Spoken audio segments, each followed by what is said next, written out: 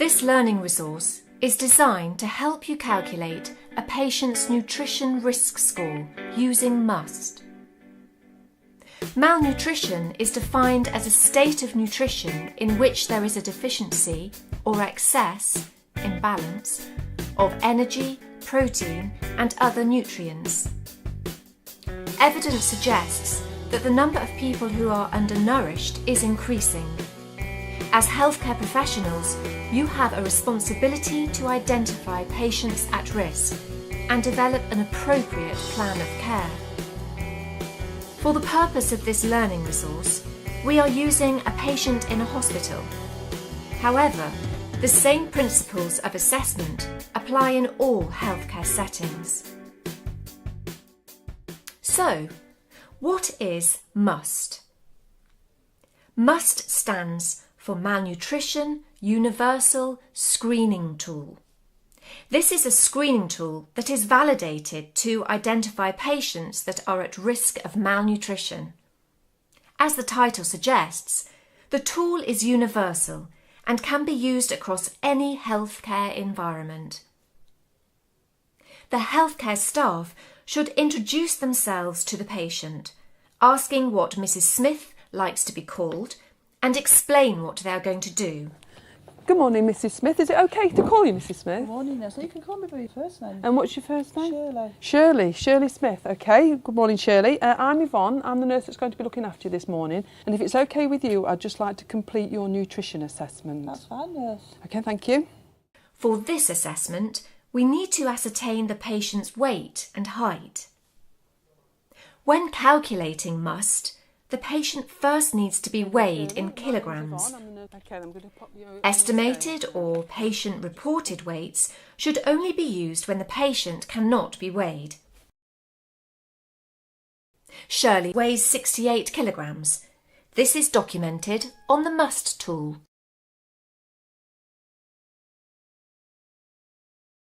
The second part of MUST is to measure Shirley's height in metres. However, this is not possible, as she is unable to stand up straight, which is important for obtaining an accurate height. Therefore, ulnar length is measured, and this is converted to height using the chart. The health professional needs to measure between the point of the elbow and the prominent bone on the left side. Using the table, based on age and gender, this measurement is converted to height. From Shirley's weight and height, we can now calculate her body mass index, BMI. There are two ways of doing this calculation. 1. Using a BMI chart. 2. Using a formula. Weight divided by height, in kilograms by metre squared, equals BMI. The BMI score is calculated as step 1 on the MUST screening tool. These assessments indicate that Shirley is of normal weight and has a score of 0 on the MUST assessment tool. The next section is very important, as weight loss is the best indicator of malnutrition. Shirley, can I just ask, have you lost any weight recently that you know of? In order to calculate their weight loss, their normal or usual weight is required. Shirley is not sure of her normal weight, but thinks that she has lost a little weight as she has not been eating too well recently. A number of patients will not be sure about their normal weight, so the following should be considered. 1. We could ask the family, friends or carers. Or 2. Review documentation if available. In addition, subjective measures to assess weight loss may be used. For example, ask patients if their clothes, belt or watch are loose. The healthcare professional has identified from the healthcare records that Shirley weighed 77 kilograms 4 months ago. There are two ways of calculating weight loss score: using the weight loss conversion chart or using the calculation previous weight equals 77 kilograms minus current weight, which equals 68 kilograms. 9 kilograms of loss. 9 kilograms divided by usual weight, 77 kilograms times 100, equals 11.7% loss. However, this has been rounded up to 12. The weight loss score is calculated as step 2 on the MUST screening tool. Shirley's score based on this is 12%, giving her a score of 2. This should be documented on the MUST screening tool. Step 3 is the acute disease effects score, which will either be 0 or 2. This section relates to patients who are acutely unwell, for example, those in critical care or those who have had a cerebral vascular accident, CVA, and have no oral intake for the past 5 days, or who are unlikely to eat for the next 5 days.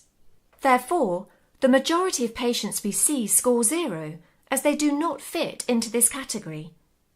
In Shirley's case, this would be 0. The health professional would then complete the documentation.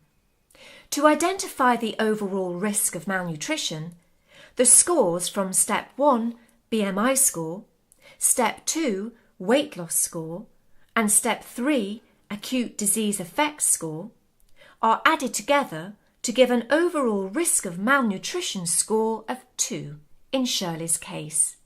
The health professional needs to implement the appropriate care plan based on the score. In the case of Shirley, with a score of 2 with a high score, the care plan should be based on the actions listed in the red box. Depending on her environment, the screening will be completed weekly in hospital or monthly if in the community. Okay, Shirley, now that we've done the assessment, it does actually show that you are at risk of maybe losing more weight if we carry on like we are.